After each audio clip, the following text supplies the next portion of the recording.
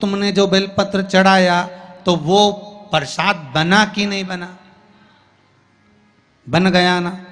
अब प्रसाद बन गया तो उस बेलपत्र को उठाकर लाकर खाना और खाकर अपनी औषधि के रूप में उसको स्वीकार करना। उसके बाद इस शरीर में चाहे शुगर हो, चाहे बीपी हो, चाहे ब्लड प्रेशर किसी भी रूप में हो, चाहे किडनी, लीवर कुछ भी डैमेज हो रहा हो, डायलिसिस चल रहा हो, अब एक बार बाबा को चढ़ाकर उससे विनती कर कर तो लाओ कि हे शंभू, ये तेरे बल पर लेकर जा रहा हूं।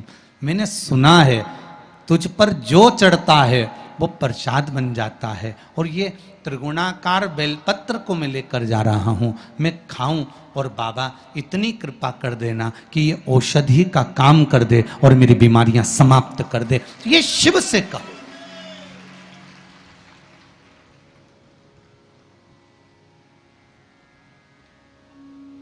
क्यों निर्माल्य बनकर फेंका जाए बेलपत्र को?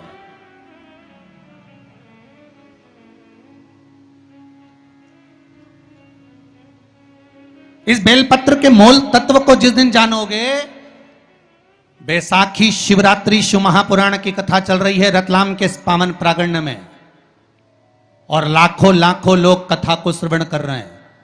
कल जितने लोग आए थे उससे 2 गुना लोग आए हैं। टेंट एक्स्ट्रा लगाया है, बता रहे थे कल 9 बीघा में टेंट लगा था, आज 18 बीघा में टेंट लगाया है तो भी जगह नहीं है बैठने के लिए। लोग खड़े होकर कथा सुन रहे हैं।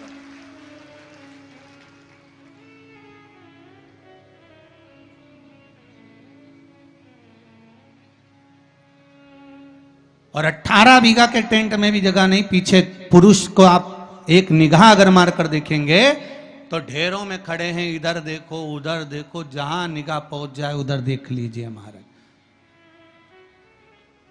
लाखों लाखों लोग इस कथा को सुन रहे हैं। एक नियम बना लो बैसाख महीने से कि शंकर भगवान पर जो बेलपत्र चढ़ी है वो औषधि का काम करती है। शिव पर चढ़ी हुई बेलपत्र मंदिर में क्यों छोड़ें? क्यों नदी में हम इसको विसर्जन करें? क्यों नदी में छोड़ें हम इसको?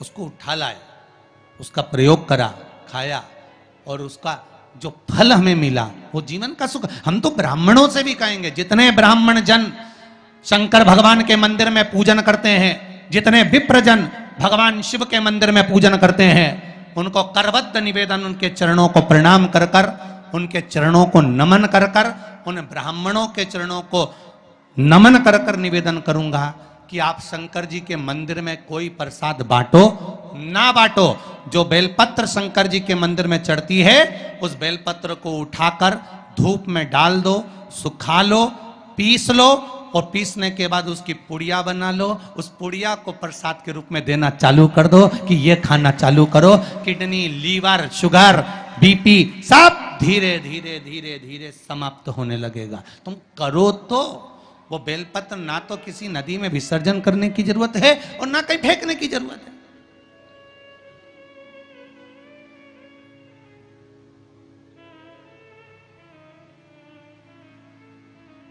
प्रतिदिन भगवान को तुलसी चढ़ाते हो ना? तो रोज भगवान को तुलसी उनके भोग में चढ़ाते हो, उनके सामने चढ़ाते हो, उनके सम्मुख में ठाकुर जी के तुलसी चढ़ाते हो। उठा लाए, प्रयोग में लो, क्यों उसको विसर्जन में डालते हो?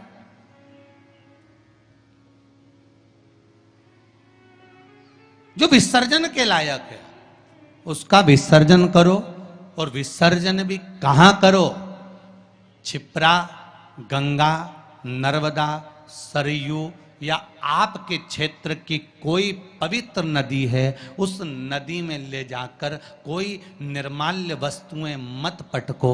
आज वैसे ही इस पृथ्वी पर जल स्तर गिरते जा रहा है, उस पवित्र जल को हमें संजोना है। जो निर्माल्य की वस्तु मिले, एकांत में किसी खेत में उसको एक खड्डे में डालकर इकट्ठा करो। जब उसकी खाद बन जाए तो जिस खेत में उसको डालोगे भगवान के प्रसाद को, वो खेत भी उज्जवल आनंद सुख प्रदान करेगा और कुछ ना कुछ अच्छा देना प्रारंभ करेगा। क्यों किसी पवित्र नदी को हम नष्ट कर रहे हैं?